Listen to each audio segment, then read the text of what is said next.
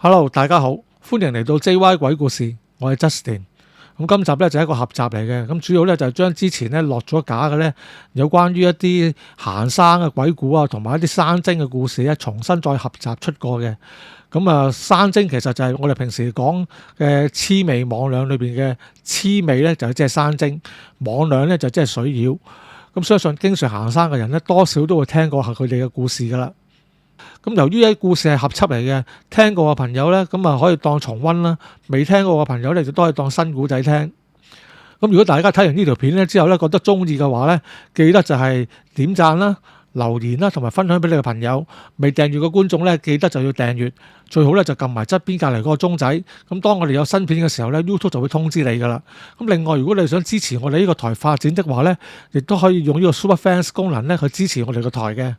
咁我而家借少少時間讀一讀先啊！嗱，咁首先有幾個朋友要多謝，咁分別佢哋就係 Yoyo King 啦、Jamie Caslim、Water、Only Chang、Kit Chang、Kara 風同埋 BB。咁啊，排名不分先後啊，咁都係跟翻佢哋留言嘅次序咧咁嚟排嘅啫。咁啊，多謝佢哋透過 Super Fans 咧就支持我哋個台啦。好啦，咁今次嘅故事都幾多，咁唔阻大家啦，我哋開始啦。咁今集嘅主題呢，就係有關於山精妖魅。咁點解會諗到呢個題目呢？就主要係因為呢，其實喺好多年前呢，大概係2012年啦。咁當時我就喺香港討論區呢，就睇到一篇貼文，咁就講關於筲箕灣山精嘅。咁由於呢個故事咧就真係講得非常之精彩，都幾得人驚，咁所以咧個印象就好深刻啦。咁所以就諗題目嘅時候咧就諗不如就試下講下有關於山精呢樣嘢啦。咁就首先就要講翻嗰個原本嗰個故事先啦。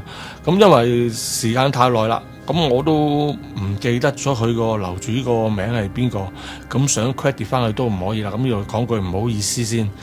咁以後咧就係咧我跟翻佢嘅貼文咧裏邊就再重新講翻出嚟啦。咁嗱，原先樓主咧就冇幫佢嗰個主角講到即係姓咩嘅。咁為咗我哋陣間講嘅時候方便大家理解咧，咁我哋叫佢做阿 May 先。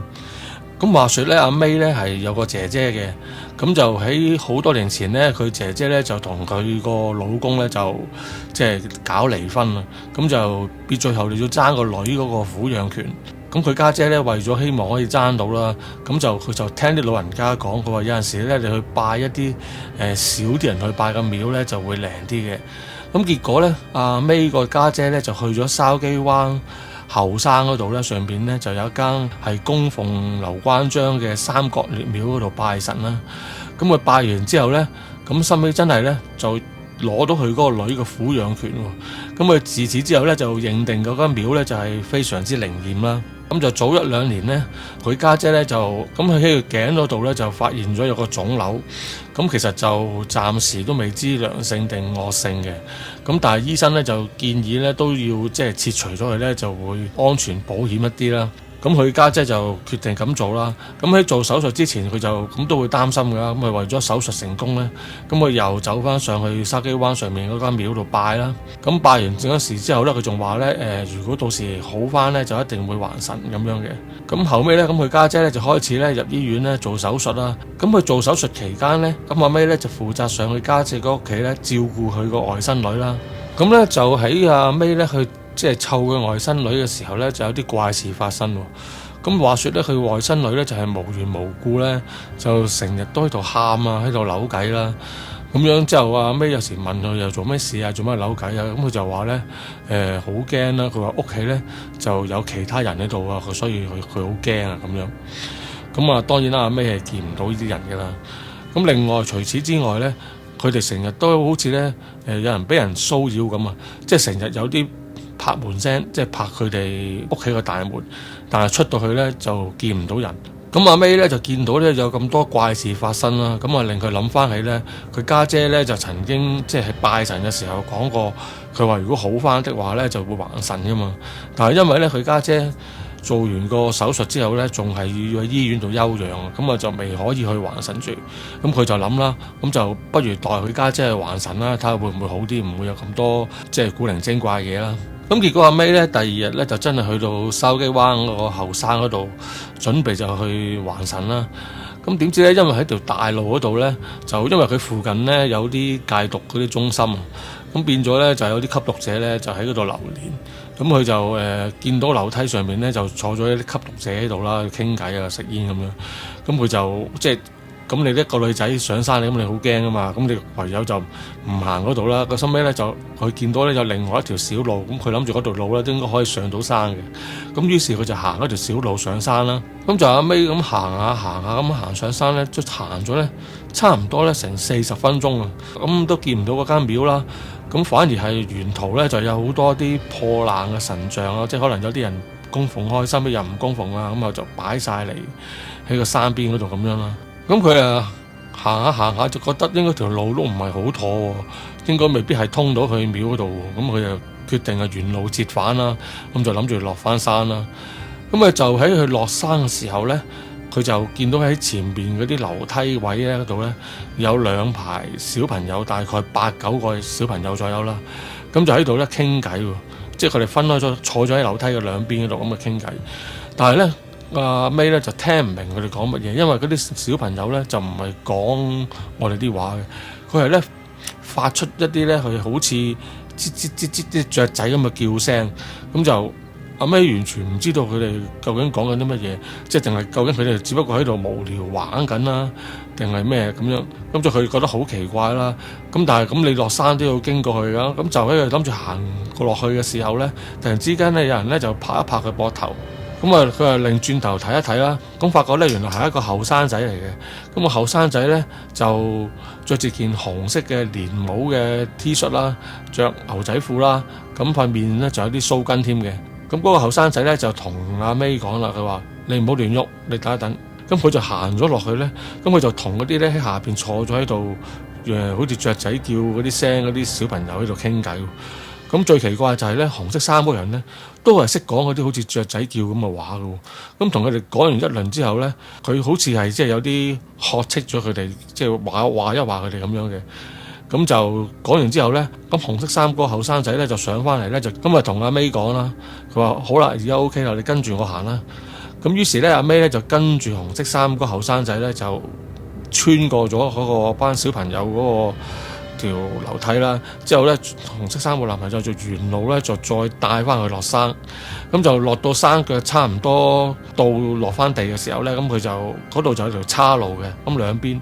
咁啊，紅色衫嗰個男仔佢就話：咁即係送去呢度啦。你陣間咧就記住行咧，有棵樹咧打橫咧瞓咗喺度嗰條路咧，你行嗰條路咧就可以落到山噶啦。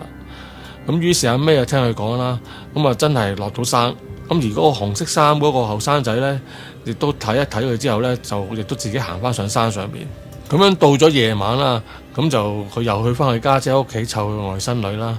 咁佢外甥女咧又係扭計喎，又係喊啊咁樣講。咁佢又問佢個外甥女咩事啦，之後佢外甥女咧就話咧，佢話唔知點解，佢話屋企裏邊有隻牛啊咁樣，咁咩又好奇怪啦，點解會有隻牛咧？完全都唔係好明。咁除咗依樣之外咧，就加上咧佢家姐嘅嗰間睡房咧，咁啊閂埋咗門咁樣噶嘛，咁就聽到真係有人喺裏邊敲門嘅聲。咁但係打開門咧，即係其實佢都知道裏邊冇人噶啦，咁但係都照打開門啦。咁裏邊係乜都冇發現，就冇人嘅。咁但係咧就耐唔中就傳嚟呢啲咁嘅敲門聲。咁其實嗰晚就阿 May已經好驚噶啦。咁幾經辛苦暗完佢個外甥女瞓覺之後咧，咁佢就自己終於都可以瞓覺啦。咁而喺佢瞓覺嘅時候咧，就發咗一個咧好奇怪嘅夢。咁喺夢裏邊咧，阿 May 咧佢就行落街啦。點知喺自己屋企樓下咧，就見到咧晏晝嘅時候，佢見到嗰啲好古怪，即係喺後山度見到班好古怪嘅細路仔。佢再行近一啲睇咧，就發現咧佢哋竟然咧就而一個樣咧仲唔係人嚟添。佢個身咧係人嚟嘅，但係個頭咧就係一個動物嘅頭，即係動物嘅頭，人嘅身體咁樣。咁有啲咩動物咧？咁啊裏邊咧就有好多動物嘅。咁你基本上咧喺12生肖裏邊有嘅動物咧，佢都有。咁係除咗冇龍蛇同埋雞嘅啫，咁就其他嘅動物都有噶啦。當佢掛住注視嗰啲咁奇怪嘅細路仔嘅時候咧，一轉眼間咧，佢就發覺自己咧就又身處翻喺晏晝嗰個後山上邊。咁咁而嗰陣時咧就變咗係夜晚添。咁而樓梯嗰兩邊咧，其實就插滿咗啲香燭喺度，即係好似照明咁兩道光咁樣咧，就圍住個樓梯咁樣上。咁個情景其實就非常之恐怖啦。咁阿 May 咧喺六神無主之際咧，咁佢竟然咧就呆咗咁樣咧，就跟住嗰班奇怪嘅小朋友咧，就向山上面行添。咁就可以行咗一陣間嘅時候咧，佢就見到咧晏晝咧嗰個着住紅色衫嗰個後生仔喎。咁今次咧個後生仔咧就喺個石梯上邊咧，就本來就瞓緊覺嘅，收尾咧就俾一啲好似牛咁嘅聲咧就嘈醒咗。咁佢一醒咗，佢一望就見到阿 May 同埋嗰班僆仔個成個情況啦。咁紅衫個後生仔咧就即刻起身啦，咁走埋去咧就去話嗰班小朋友，佢話：你哋做咩啊？你哋又做乜帶佢上嚟啊？咁佢話完啲小朋友之後咧，跟住就轉過去同阿 May 講啦。佢話：你唔好再上嚟啦，你而家快啲落翻山啦。嗱，落山嘅路你仲記得㗎？你自己識落㗎啦。咁啊，當阿紅衫年青人講完呢句説話之後咧，阿 May 咧就轉身諗住落山啦。之後就喺呢剎那咧，佢就俾咧屋企大門嗰啲撳門鐘聲咧就嘈醒咗，咁成個人就扎醒咗啦。咁佢扎醒之後咧，咁啊因為聽到門鐘聲啊嘛，咁好似佢走去開門啦諗住，但係點知佢防盜眼見到咧又係冇人嘅。咁不過都唔緊要啦，咁佢即係總算都喺個噩夢裏邊走翻出嚟，咁就即係已經係舒口氣噶啦。咁樣呢件事之後咧，其實阿 May 咧都揾過一啲唔同嘅風水師傅啊或者道士之類嘅，咁就即係問翻佢點解會發生件咁嘅事啦。咁但係咧就全部都即係冇一個可以滿意到嘅解釋俾到佢啦。咁係直至佢收尾咧就喺灣仔咧就揾到一個師傅，咁佢同嗰個師傅咧講咗幾句之後咧，個師傅咧就好似知道晒佢啲嘢咁，之後咧就連佢一啲咧佢冇同個師傅講就喺山上面發生嘅嘢咧，個師傅都知道。咁之後咧個師傅咧就同阿 May 講啦，佢話咧咁因為咧佢家姐咧除咗喺廟嗰度拜完正神之後咧，亦都唔小心咧拜咗後山咧一啲山精，而且咧仲應承啲山精咧會還神添。咁嗰個仗義出手幫佢嗰個着住紅色衫嘅後生仔咧，其實咧就係山下邊咧洪聖爺廟裏邊嘅洪聖爺嚟嘅。咁因為咧洪聖爺咧知道咧啲山精咧想捉走阿 May 嘅，咁所以咧佢就走去救佢。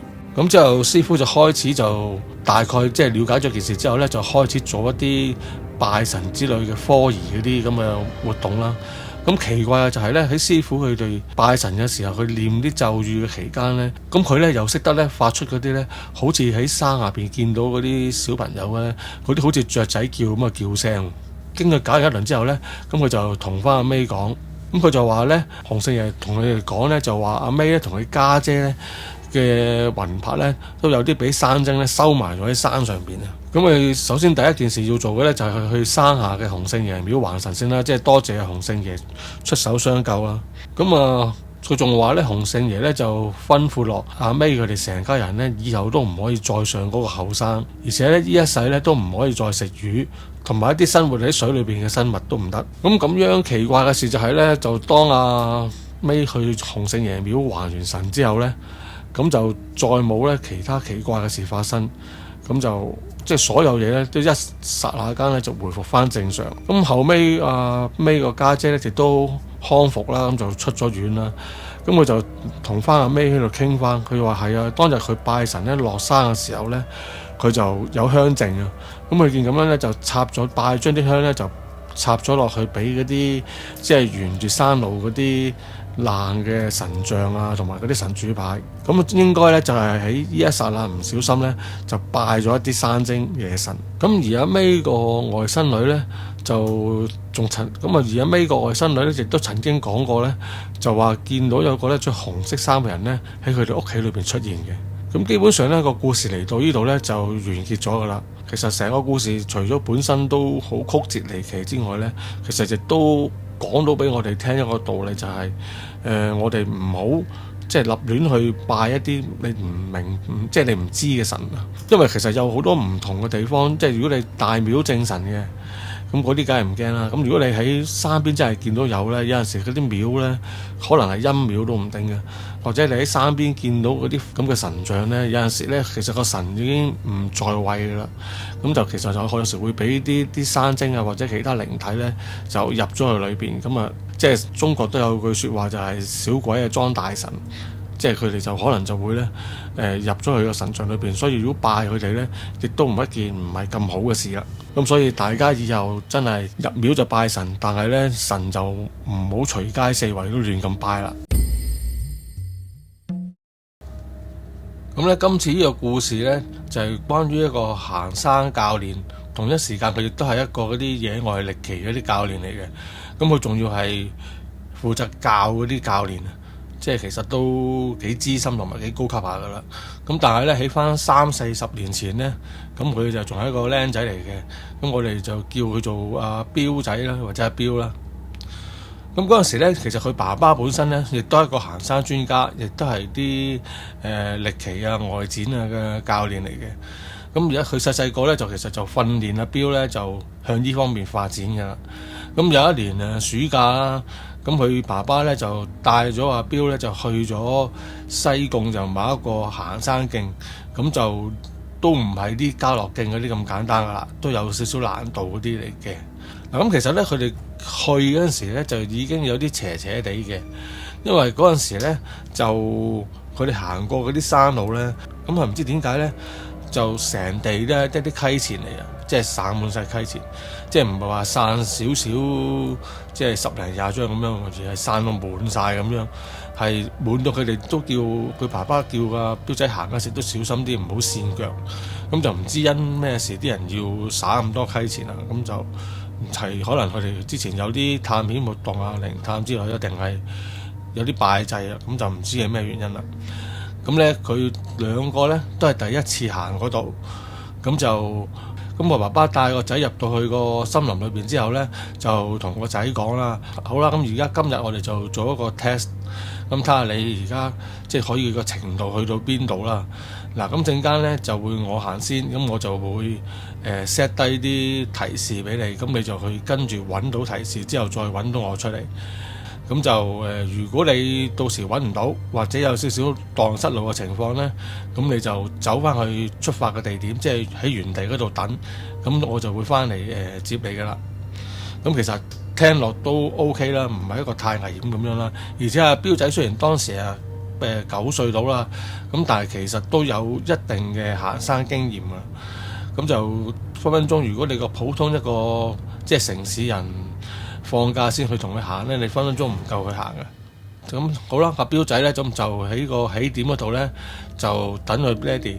咁佢爹哋咧就行咗入個森林度，咁佢就應該就會沿途咧就留下咗啲標記俾佢噶啦。咁可能啲標記會係即係喺個樹度刻咗啲箭嘴啦，或者啲樹枝或者係啲石頭搭咗一啲指示嘅嘢俾佢，咁樣嚟俾佢揾嘅。咁阿彪等咗半個鐘到啦，咁就即係聽唔到佢爸爸聲啦，咁於是就開始出發啦。好啦，咁彪仔嗰陣時就跟住出發啦，咁佢就沿途咧都不斷咧都揾到佢爹哋留俾佢嘅指示嘅，咁就行起上嚟咧一切都正常噶啦。咁以佢嘅經驗咧，其實佢差唔多即係已經係行咗一半有多嘅路途噶啦，咁剩翻少少咧就可以成功咧到達佢爹哋設計嗰個匯合點噶啦。咁啊，彪仔咧正諗住今次可能即係破紀錄時間嚟完成個歷奇，會得到佢爸爸讚賞嘅時候咧，跟住咧佢就發現咧，佢揾唔到其他跟住嘅標記，即係應該即係點樣繼續行落去嗰啲提示係冇。佢揾嚟揾去都揾唔到，咁佢又覺得奇怪啦。因為其實頭先佢一直都揾得好順利噶嘛，咁但係咧而家突然之間咧，好似佢爹哋咧，好似停低晒，唔記得咗留低提示咁，係乜都冇。咁佢用嗰啲叫做黃蜂式搜索啦，即係揾到個圓心，咁之後咧你就喺某段距離咧就圍住嗰個圓心咧，四周圍去睇嗰度嘅各樣事物啦，即係樹啊、地下啊、草叢啊，各樣即係睇有冇指示留低啦。咁佢轉咗幾個圈嚟咧，咁都發現唔到咧嗰啲提示。咁佢開始就覺得弊啦，有啲沮喪，即係可能呢次真係揾唔到喎。咁同埋同一時間咧，咁佢開始就試下叫佢爹哋啦。咁但係叫完之後咧，就冇人應佢。咁唔知佢爹哋係特登唔應佢啊，定係佢遠咗所以聽唔到啦。咁就喺呢個時間咧，阿彪仔咧就忽然之間咧覺得個森林咧就越嚟越凍，越嚟越暗咁樣。就佢都唔知點解嘅，其實一剎那咁發生嘅啫。即係可能一陣風吹過，咁佢就覺得個身體好凍。之後咧四周圍咧都好似暗晒咁。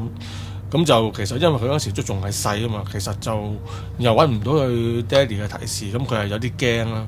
咁啊即刻嗱嗱聲就跟翻佢哋最初協定啦。如果揾唔到就沿路翻去起點啦。咁啊彪仔咧就唔諗咁多啦，咁即刻就轉頭就向行翻去起點嗰度咁行去啦。咁但係唔知點解咧，佢發覺咧佢回程嗰條路咧，同佢入嚟嘅時候咧係完全唔同嘅。嗱，咁雖然係喺某個情況下係正常嘅，咁我哋行山都會嘅啦。咁我哋可能行山嘅時候譬如由東向西咁樣，我哋行一個方向咁樣睇啊，咁啊見到啲事物咁就影低咗啦。咁到如果你原地折返咧，你由西向東咁啊嘛，咁其實啲景物咧就係同頭先反轉咗嚟望嘅，咁可能有啲嘢咧係頭先未見過，咁樣你會覺得好陌生都唔定。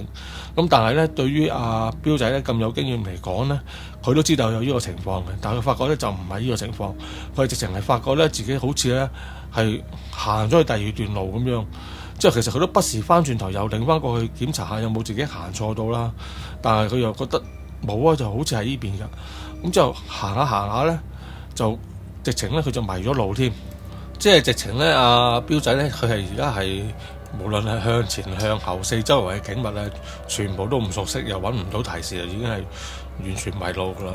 咁呢個情況咧就呢個情況咧就比佢爹哋預設嘅就更加弊啦，因為佢諗住如果佢揾唔到佢就沿路接翻個起點噶嘛，但係而家啲彪仔咧直情起點都翻唔到去。根本上就好似去咗一個陌生嘅地方咁，完全四周圍都揾唔到。咁佢就開始嗌啦，即係嗌佢爹哋啦。即係因為佢即係都真係搞唔掂啦，已經。咁嗌極咧，佢爹哋都冇回應喎。咁之後佢就收尾慢慢就開始冷靜落翻嚟。咁因為佢爹哋都教過啦，咁其實好多人都知啊。咁如果你真係唔清楚自己喺咩地方，你就唔好夾硬再行落去啊嘛。咁你不如留喺原地，之後等人哋救援。咁因為咁樣俾人發現你嘅機會咧係大好多嘅。如果唔係你又不斷移動，人哋揾你嗰個又要移動，咁啊真係分分鐘有排都揾唔到。咁所以咧，阿彪仔咧即刻揾嚿大石咧，就坐低挨下先啦，即係放低個背囊啊，喺度唞一唞先，諗住應該轉頭佢爹哋應該會揾得翻佢嘅。都跟足嗰啲平時嘅習慣啦，譬如佢隔1分鐘就會吹幾下哨子咁嚟提示咧，等佢如果佢爹哋嚟揾佢嘅時候咧，容易揾到佢啦。但係咧過咗大概都差唔多15分鐘啦，又咁都係冇人嚟揾佢喎。咁佢就開始唔知點算啦。咁就因為小朋友你始終唔同大人啊，你個忍耐力有限喎，即係你對於一個咁無助嘅情況下，你叫你乜都唔做，坐喺度等，其實唔係一件咁易嘅事嚟嘅。即係你人個本性就可能你係，即係我要做啲嘢，即係當係為求生又好，咩都好，咁即係你要做少少嘢你先安樂。咁你叫你坐喺度唔喐咧，反而仲難，除非你冇晒體力嘅啫。咁但係嗰時佢小朋友又唔會啊，咁佢仲有體力，咁佢就開始諗啦，不如再重新行翻頭先條路，睇下會唔會再發現翻有啲標記啦。咁佢阿彪仔開始繼續咁行，咁行下咧，其實啲路咧都係陌生嘅，頭先發覺都係未行過嘅。但係咧，忽然之間咧，佢聽到遠處咧有啲樹木嘅沙沙聲，嗰啲雜草裏邊有啲沙沙聲。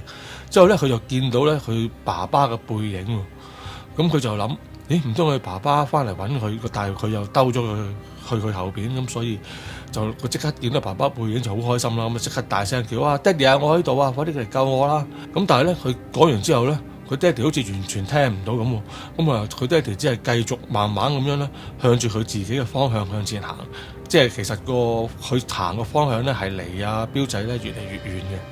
咁彪仔叫咗幾次，個爹哋都唔應佢啦，咁就心急啦。咁啊，彪仔就開始跑過去，諗住揾佢爹哋啦。咁咧講就奇怪喎。嗱，其實你一個小朋友跑步嘅速度咧係快過一個成年人行路噶嘛。因為小朋友個體重輕咧，其實佢哋真係即係大家有小朋友都知啊，佢哋真係琴即係嘭嘭聲可以跑到好快噶嘛。咁但係咧，標仔奇怪，佢不斷跑，但係咧佢同佢爹哋嗰個距離咧好似冇拉近到嘅，依然大家都係相距咁遠。但係佢咧就喺個山路裏邊咧已經係不斷跑緊㗎啦。咁佢又越嚟越覺得奇怪啦。咁之後突然之間咧，佢爹哋咧就好似唔知係咪聽到佢講嘢定聽到佢啲腳步聲咁，咁就停低咗腳步，冇行到，就咁背住阿標仔。咁大家當時個距離唔係爭好遠嘅啫，50米到嘅啫，即係你半條運動場跑道都唔夠。咁你即係可想而知唔係太遠啦。咁標仔嗰陣時咧就開始慢慢可以向前行去咧，就真係慢慢接近到佢爹哋啦。就唔係好似頭先咁咧，好似不斷都即係隔住個距離，佢點都係衝破唔到，就唔係咁啦。咁其實我哋而家就開始明白知道呢啲係咩嚟啦。但係其實嗰陣時咧，佢哋一般人咧就唔係好知嘅。其實就有可能呢啲係啲結界之類嘅嘢入咗去都唔定。咁但係當然啦，你而家你行山歷奇訓練啊，講科學就唔係講靈異啊。咁你冇理由即係咁快你向呢方面諗，咁你都係照樣去跟翻呢個指引去做事嘅啫。咁當佢咧真係可以行近佢爹哋嘅時候咧，佢越行咧，佢心裏邊咧就有種越怪嘅感覺，個心咧好似咧揦住有啲痹痹地，即係有種恐懼嘅感覺，即係個胃又唔舒服啊，有啲越嚟越恐懼嘅感覺。佢不斷行近佢爹哋，由50米行到40米啦、30米啦、20米啦、10米啊，越行咧就越近。但係佢爹哋不斷叫佢爹哋，佢爹哋都唔肯擰轉個頭過嚟，一樣係背住佢，不過只不過係停低咗腳步。咁而阿標仔咧就即係由跑變翻行啦，開始慢慢就接近佢爹哋。但係咧，佢越行近佢爹哋嘅時候咧，嗰種恐懼嘅感覺咧就越嚟越犀利啊！咁佢開始咧就直情咧係有個好奇怪嘅幻想，就係當佢行過去揾佢爹哋嘅時候咧，佢爹哋擰轉個頭過嚟咧，會係一個面無五官嘅人嚟。即係呢一個咧，完全係只係阿標仔咧，佢心裏邊湧起嘅一個即係幻覺，或者係一個叫感應嚟啦。咁就真係並唔係佢爹哋真係擰轉個頭過嚟而面無五官，即係唔係真係親眼見到。但係佢越行近咧，呢一幕嘅影像咧就越嚟越強烈，好似越嚟越真咁樣。咁當佢行到咧距離大概6-7米嘅時候咧，佢就發覺有啲唔妥啦，佢就唔再向前行，就淨係企喺度叫佢爹哋。但係佢爹哋咧不但止冇即係回應翻佢啦，而且個身體咧亦都冇喐都冇喐到。咁喺呢一剎那，其實呢個距離啊 Billy 仔咧係肯定佢爹哋咧係會聽到佢講嘢，但佢爹哋呢個舉動咧實在係太怪啊！咁阿 Billy 仔就覺得越嚟越唔對路，即係呢個純粹係一個直覺嚟嘅。咁佢就驚起上嚟咧，就轉身咁啊走咗去反方向走啦。而佢就當佢走咗幾步嘅時候咧，佢就聽到咧，唔知佢係咪，好似佢冇望到㗎，淨係聽到後邊咧就有人咧追緊上嚟，即係啲踩到草啊、撞到啲樹叢嘅聲。咁唔知係咪頭先佢見到嗰個以為係佢爸爸嘅男人啦？咁都係佢都冇睇到啦，冇擰轉頭啦。佢都係已經當時驚到咧，係不斷向前係咁跑。因為其實點解佢唔望轉頭咧？佢驚望擰轉頭嘅時候咧，佢見嗰個影像真係出現啊！即係見到嗰個人咧，真係面無五官咁樣，所以佢就好驚，係咁向前咁跑。咁佢一度跑，其實佢係都希望 keep 翻住揾到，即係原路折返去揾翻原先嗰條路。但係佢實在係冇法子再辨認到方向，即係見路就跑咁樣嘅啫。當佢咧跑到咧差唔多咧都已經唔夠氣嘅時候咧，咁啊佢後邊追上嚟嗰個聲音咧就越嚟越大聲，即係越嚟越近。咁佢就更加驚啦。而就喺呢個時候咧，阿 Billy 仔咧直情跑到咧就即係失足咧就趴咗喺地下添。咁而就喺呢個時候咧，咁 Billy 仔諗住弊家伙啦，自己仲跌低埋，諗住嗱嗱聲擒起身，但係又覺得周身有啲痛，又擒唔起喎。咁之後咧，後邊啲聲咧就越嚟越近喎，即係佢由跑咧就變咗行咁樣，慢慢嘈，即係行住啲草地嗰啲聲咁過嚟。咁 Billy 仔完全唔知點算，諗住呢次弊家伙嘅時候咧，咁突然之間咧就嘭一聲喺個森林裏邊咧，突然之間傳嚟咗一下咧，好似槍聲咁樣嘅聲。咁個聲就好響嘅，之後即係嘭一聲之後咧，就四周圍咧喺度，即係啲空氣裏邊都回盪住嗰個聲音。咁聽到嘭一聲之後咧，Billy 仔反而個人咧就覺得清醒咗少少喎。即係佢最初即係應該人有啲迷嘅啦，即係佢亦有時有即係基本上佢係得一半知道自己做緊乜嘅啫，其實一半都唔知道自己做乜嘅。但係聽到嘭一下槍聲之後咧，佢就開始有人清醒多啲啦，即係開始覺得自己諗翻自己咩情況，咁開始理智翻啦。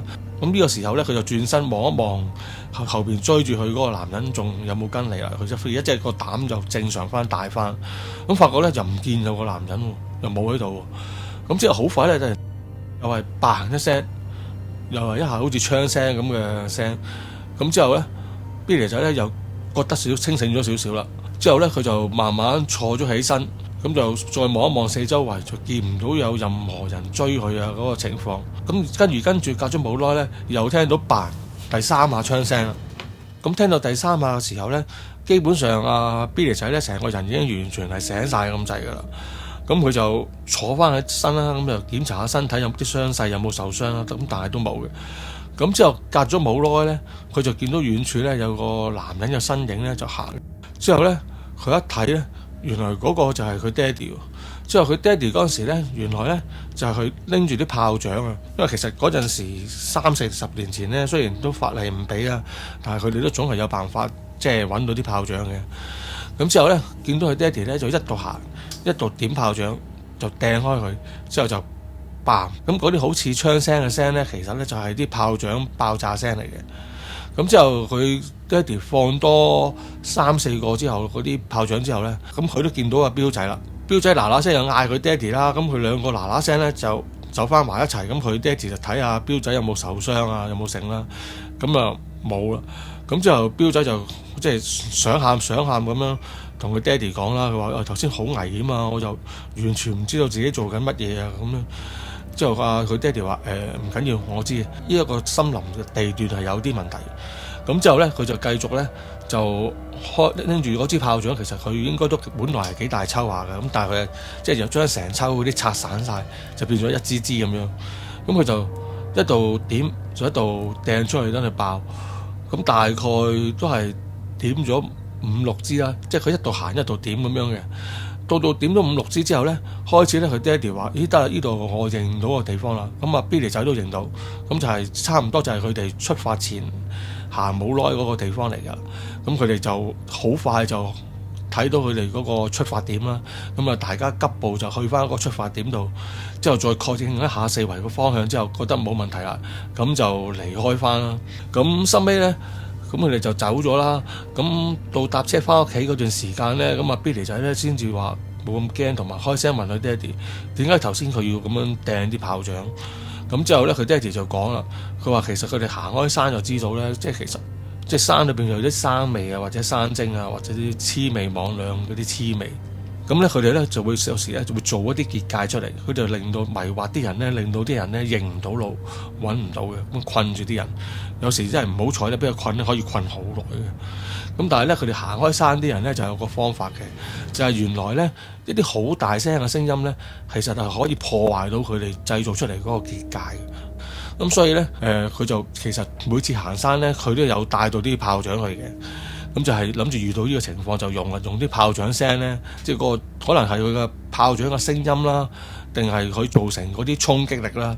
總之咧就可以破壞到由啲山精啊、妖魅嗰啲做嗰啲結界。咁咧佢平時都冇乜用到嘅，但係估唔到咧今次咧就真係可以就即係派上用場啊！第一次遇到啲咁嘅情況，因為佢爹哋講翻咧，其實佢行下咧，佢都覺得有啲唔妥，即係佢都有少少迷路啊。當佢都覺得迷路又揾唔到佢彪仔嘅時候咧，咁就係佢嗰陣時啱啱就係開始點炮仗、掟炮仗嘅時候啦。咁結果咧就佢哋收尾都安全冇事翻到屋企嘅。咁但係彪仔個爹哋咧都同彪仔講，即係話其實嗰段山路都要列入黑名單噶啦。如果真係非必要咧，即係其實都唔會再去嗰度行，因為咧今次就叫做好彩可以走得翻出嚟。如果下次再去嘅時候咧，就未必一定咁好彩噶啦。好啦，咁頭先就講咗阿彪仔佢細個嘅一個經歷啦。咁其實已經應該叫佢做彪哥噶啦。咁佢而家都係做啲會帶下啲團行山隊啊，同埋亦都會做下啲外展訓練。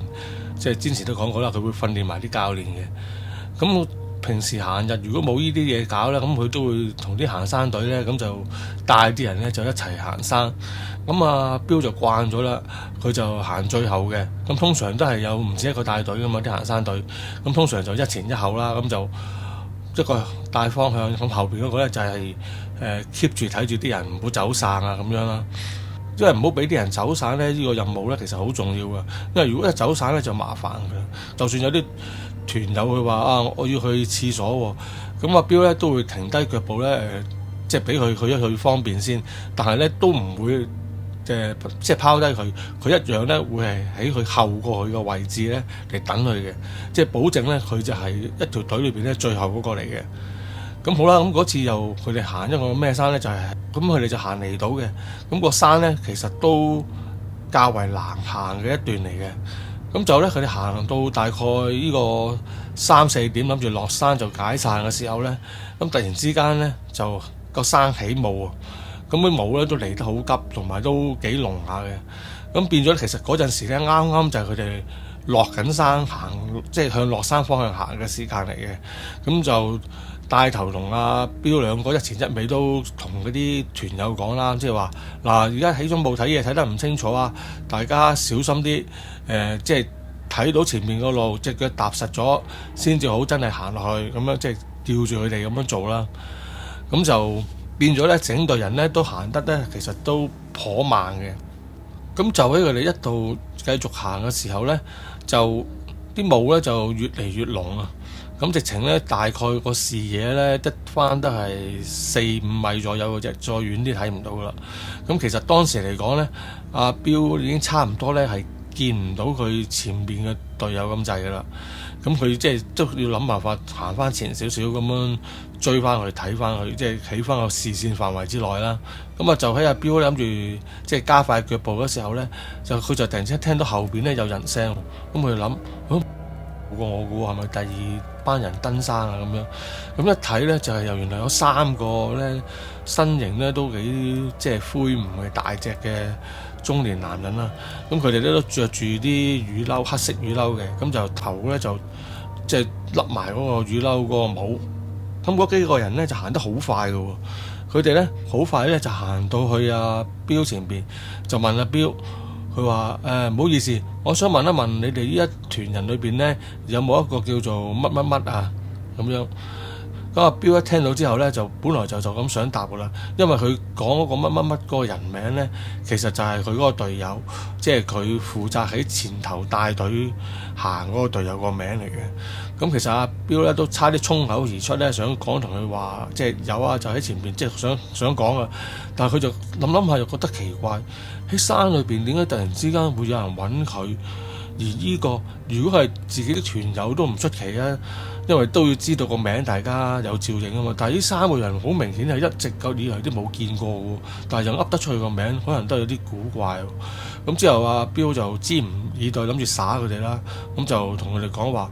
冇啊，我哋成團人都冇呢個乜乜乜嘅名啊咁樣。咁之後嗰3個人咧聽到之後咧就話咁樣啊，咁好啦。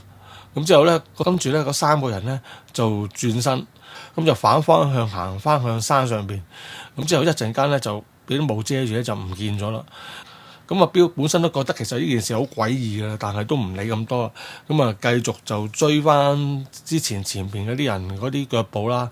咁就行咗冇耐咧，就 OK，佢就歸翻隊噶啦，即係揾到最尾嗰個人噶啦。咁就結果嗰日咧喺5點鐘前咧都順利落山解散咗嘅，得翻阿彪咧同埋佢嗰個 friend 咧就諗住去啲商場度咧就飲杯嘢先，咁先至離開唞一唞先嘅。咁佢哋飲嘢期間咧，阿彪就問佢朋友啦，佢話頭先我行呢個山嘅時候咧，就聽到咧有3個人咧就想揾你，佢哋仲叫得出你個中文名，不過我就同你講咧，你唔喺度啊，咁話收尾佢哋係走咗。咁之後佢嗰個朋友咧就話，佢話佢哋仲係揾緊我。咁就阿彪啊奇怪啦，咁點解佢咁講嘅咧？即係好似唔係第一次遇到佢哋咁。之後佢個朋友咧就開始講啦。咁原來咧佢個朋友咧其實喺好多年前咧都有行過呢一座山嘅。咁嗰日咧又係行下咧就有霧。咁之後咧佢就同阿彪頭先見到個情況差唔多啦，又係有3個咧着住長黑色雨褸嘅人咧，笠住個頭咁樣嚟走嚟去問佢，佢話你哋嗰團有冇乜乜乜邊個啊？咁啊彪嗰個團友咧即刻話有啊，嗰個咪就係我咯。咁佢答咗之後咧，嗰3個黑色嘅人咧就互相點下頭啦，之後就同佢講，佢話因為咧你啲隊友咧喺前邊同我哋啱啱擦身而過撞到啊。佢哋就話咧，你好似落後咗好多，就唔係幾放心。咁我哋幾個咧就行開呢度嘅，不如你就跟住我哋行。咁我哋咧就知有個小捷徑咧，就可以快啲追翻上佢哋嘅。咁阿彪嗰個隊友聽到人哋咁講，咁啊都好啊，因為佢始終佢覺得當時嚟講係第一次行嗰座山啊嘛，對個地形又唔熟。咁如果有人帶一帶又好啲啦。咁佢就跟住嗰3個着住黑色雨褸嘅人行啦。即係佢哋一度行咧，嗰3個黑色衫嘅人都冇講嘢嘅，就只係不斷向前行。咁啊，阿彪嗰個朋友就跟住佢哋嘅啫。咁就行咗咧，其實都係唔夠5分鐘左右啊。咁就係呢個時候咧，突然之間咧，佢阿彪嗰個隊友咧就聽到咧後邊咧有人叫佢嘅聲喎，乜，喂，你唔好再行啊，好危險啊！咁話佢阿彪嗰個隊友咧，突然之間擰轉身望一望，咦，原來佢啲隊友嚟嘅喎。原來已經差唔多追翻上啦，不過就方向錯咗。咁之後阿彪嗰個朋友就話：喂，你大聲啲，你講咩啊？之後嗰個隊友咧就同阿彪嗰個朋友講啦，佢話：嗱，你而家唔好喐，企定，之後咧就唔好轉身，原路向後褪翻5、6步過嚟。之後阿彪嗰個朋友就話：點解要咁樣做啊？之後嗰個人就好認真咁樣同佢講：你唔好理啦，你聽我説話做啦。咁之後阿彪見佢咁堅決咧，就話好啦好啊，咁我慢慢褪咗幾步。咁樣當佢褪咗3、4步嘅時候咧，其實佢嗰個隊友咧就已經追上咗佢，行到佢身邊嘅啦。之後就一手咧捉住佢咧，之後將佢一拉咧就拉後咗啊！兩個人結果咧都跌咗喺地上面，即係坐咗喺度。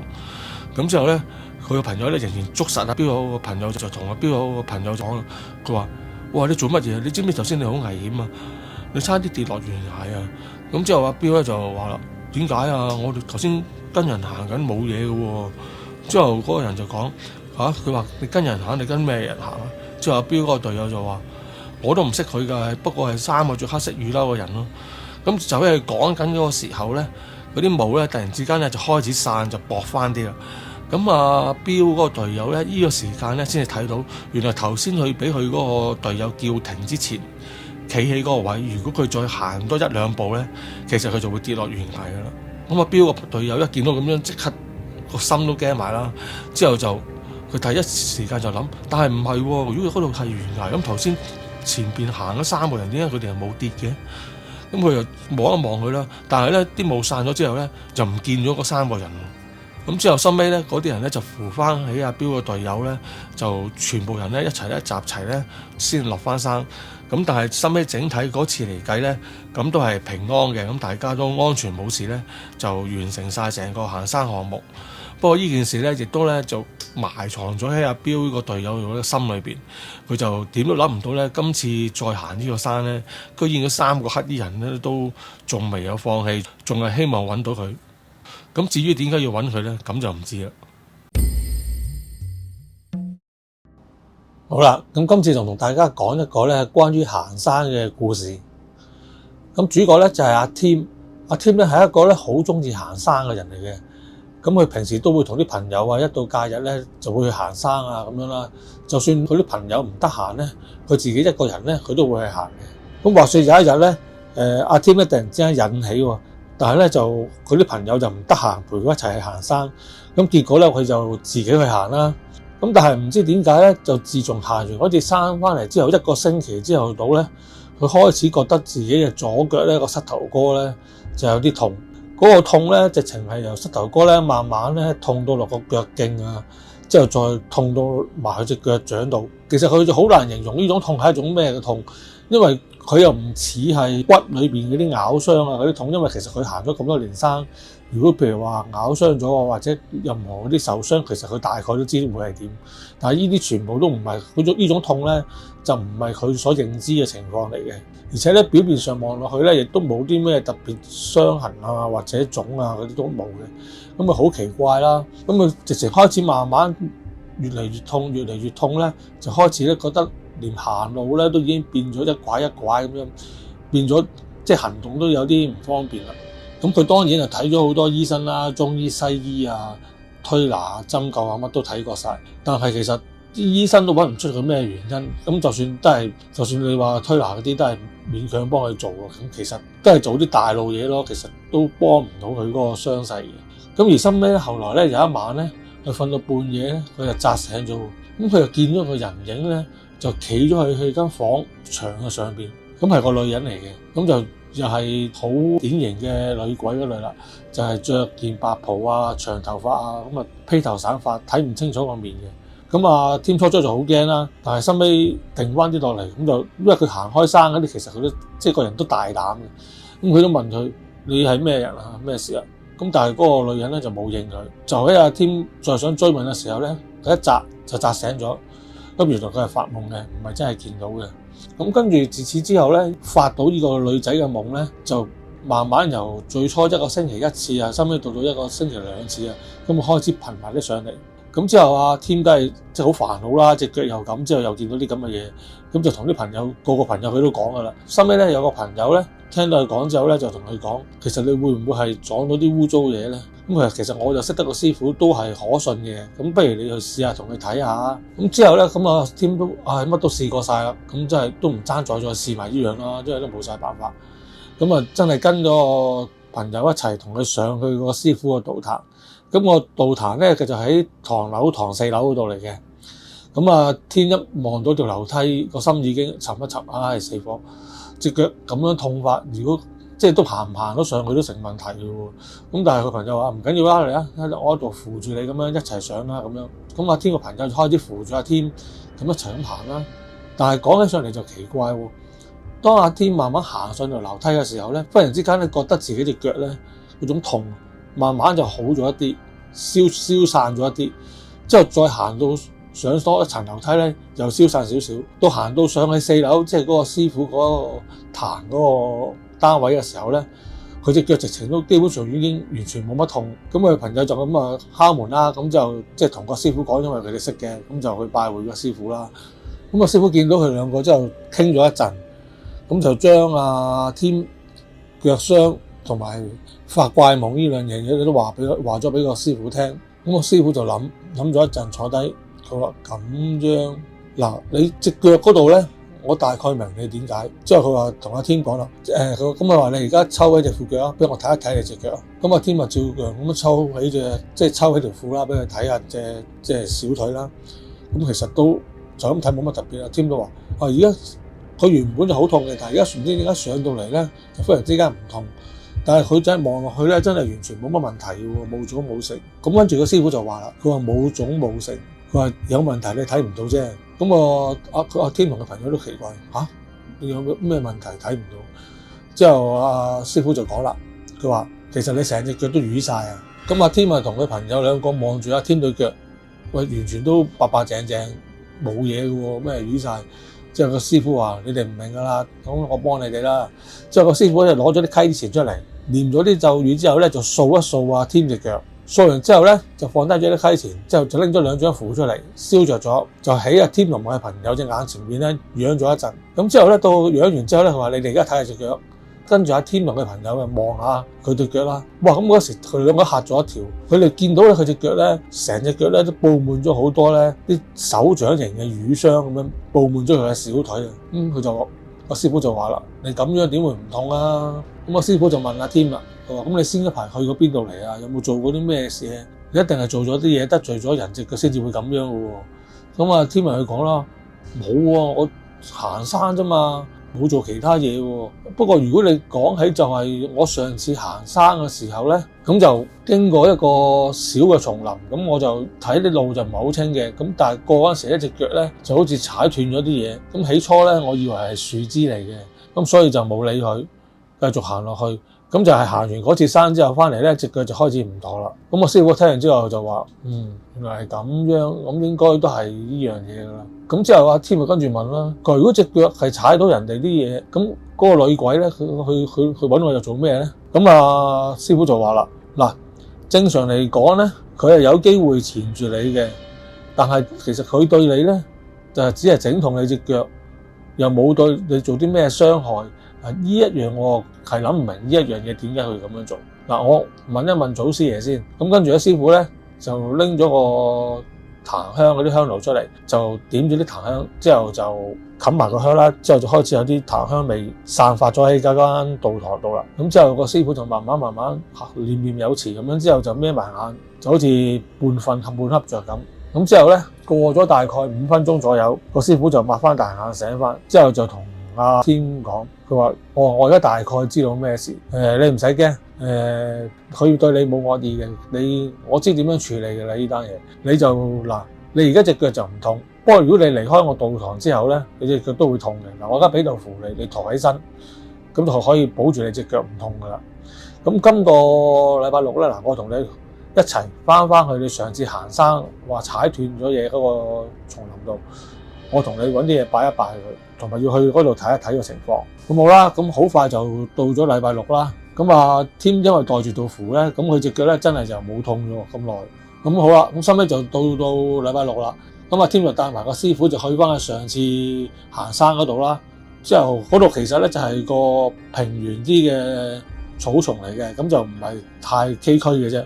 之後個師傅就話：唉，好彩你呢度唔係太崎嶇啫，如果唔係我跟你上嚟，我都真係頂唔順。咁之後阿添有啲唔好意思喎，唔好意思啊，師傅，唔該晒你啊。總之，咁之後個師傅就咁個師傅跟住咧就四圍望一望，之後佢話：阿添話其實嗱，大概位置我就真係唔係好記得，就係呢度附近左右嘅啫。咁個師傅就跟住講啦：得啦，你唔使諗啦，我知喺邊度啦，見到啦。咁之後咧，師傅咧就帶埋阿添一齊咧就行咗入草叢裏邊，咁就去到阿添咧話踩到嘢嗰個位置度啦。咁之後佢兩個一齊就夾手夾腳。撥開咗啲草，咁有啲長嗰啲就割開咗啦。咁啊一睇咧，原來發覺有一副骨頭喺個草叢裏邊。咁佢隻左腳咧就啲白骨已經係斷咗噶。咁啊應該就係俾阿添踩斷咗嘅。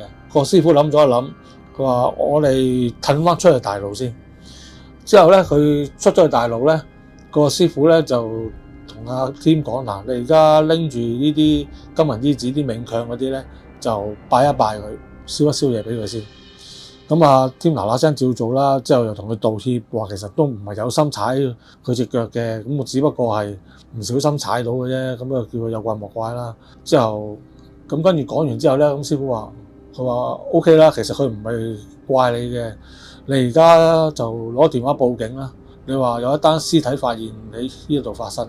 咁之後阿添咧就真係報警啦，咁跟住啲警察同啲作工就嚟到啦，咁阿添同師傅咧就大概將個情況話俾啲警察聽，咁當然就剔除咗冇講到嗰啲靈異嘅部分啦。咁啲警察亦都覺得本身件事係冇乜可疑嘅，即係而家普通可能行山有人失蹤之後有意外之後出咗事，咁屍體發現咁樣嘅啫。咁收尾搞完一大輪之後，咁都搬走咗條屍㗎啦。咁一切搞掂好晒，搬走咗個屍體之後咧，咁啲警察同埋阿添佢哋咧都一齊落山㗎啦。咁落咗山之後咧，咁大家分道揚鑣啦。咁啊，師傅就同阿添講，佢話個女仔咧其實佢就唔係好怪你踩斷咗佢條骨頭，不過咧佢就想引起你注意，就想將佢呢個死訊咧就講出嚟，等有人幫佢執翻副骨，睇下可唔可以幫佢揾翻啲屋企人。所以成件事嚟講咧，基本上你都算幫咗佢噶啦。咁你應該道符，就算你第日唔妥咧，你隻腳都唔會再痛噶啦。咁之後收尾就真係過咗一段時間啦。阿添咪試下真係唔再袋住阿師傅嗰條符啦。咁發覺佢隻腳咧真係就唔再痛喎。咁而自從報咗警發現咗屍體之後咧，阿添亦都冇再發嗰個女鬼嘅噩夢啦。咁呢一個咧就係一個關於行山嘅故事。咁好啦，咁今次嘅節目係咁多，我哋下次再傾過啦。拜拜。